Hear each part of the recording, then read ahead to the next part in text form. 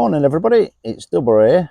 You'll have to excuse the sunglasses, but it's absolutely glorious here this morning. The sun keeps beating down on me. Today we're going to have a dabble at cooking breakfast using a new Vango sizzle that I've acquired. I'm hoping that it all works out okay. I'm attempting to power it off of the All Powers S2000 I reviewed earlier. Let's see what happens, shall we? Hope this shows up on camera, but I just thought I'd show that at the start of cooking breakfast we are actually at 100% on the screen. Well, this is the beauty we're going to be attempting to cook breakfast on. It's the Vango Sizzle induction hob. This is the twin version. They do a single version. Each of those two hobs takes 800 watts in power, and you've got control functions 1 to 5. You've also got a keep warm function just there, which will hold the temperature of food while you're waiting for other items to cook.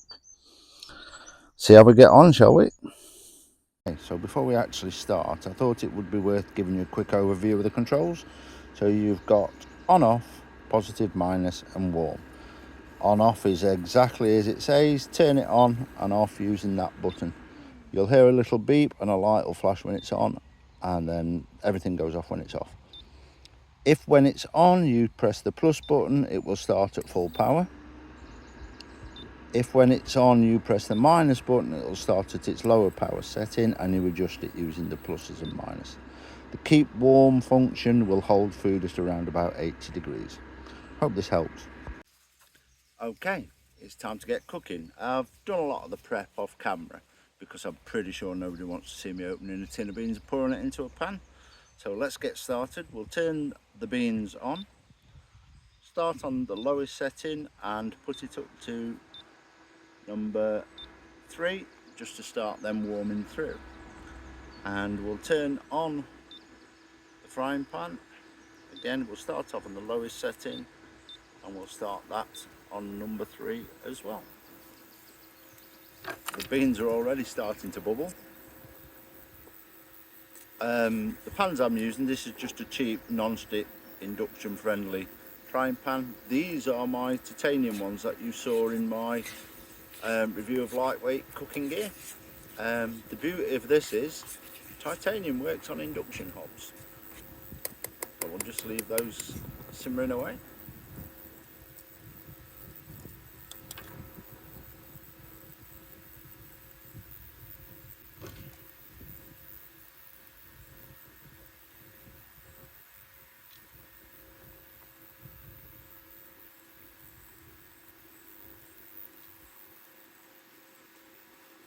I am on a slight incline here, so the pans are tending to slide towards me. The surface of the induction hob is textured, but not overly textured, and there is a little bit of slippiness if you're not on a perfectly flat surface. I've just turned the beans down to 2. Now on settings 1 and settings 2, the temperature is more of a pulse, so it will be on, off, on, off. On 3, 4 and 5, I believe it just changes the wattage and gives you a constant induction feed.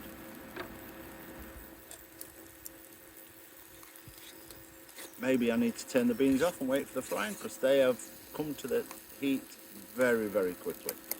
As a matter of fact, I'm very surprised how quickly they have. We'll have it down to the lowest setting.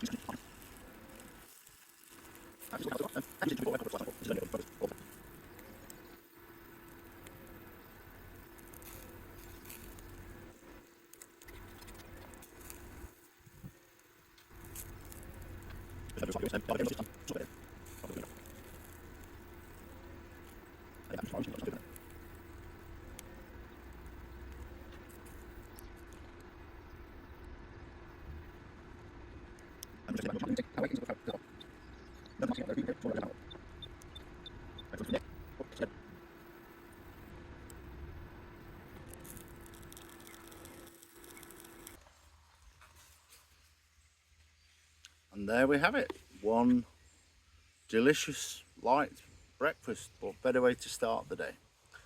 So I'll get this down me, and then hopefully somebody's going to volunteer to help me with the washing up. Just so as you know, I've just checked the power on the power pack, and it used a whopping 10% to cook that breakfast. Okay, so that's breakfast eaten. I thought I'd just finish with a few thoughts about the Vango sizzle.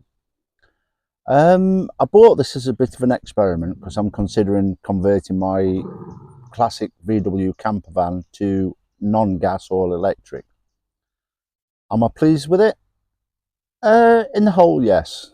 I'm going to continue using it. It won't be used for everything, because if, for example, you were like us and you make lots of cuppers during the day, on a cloudy winter's day, then your power consumption will be outstripped by what you're putting back in via solar. So the trusty transit will always be there.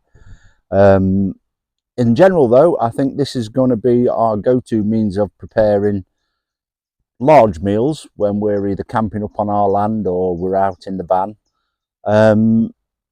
I've took 10% power out of that solar panel to do myself a nice breakfast that will easily be put back in by the end of the day.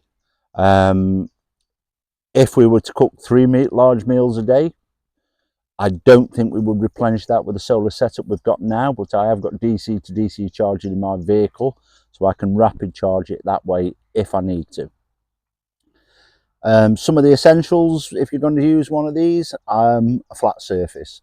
As you saw, hopefully you saw during the video, if it's not on a flat surface, the pans will slide around. I am going to look if there are some non-stick mats or something you can use. Because the surface doesn't actually get hot, maybe you can use a silicone mat on there or something. I will play about that with that and feedback. And good cookware. Because this is just an experiment, I didn't want to invest in some good induction friendly cookware. So the only ones I'd got that were suitable were my titanium cookware, because titanium will work on induction.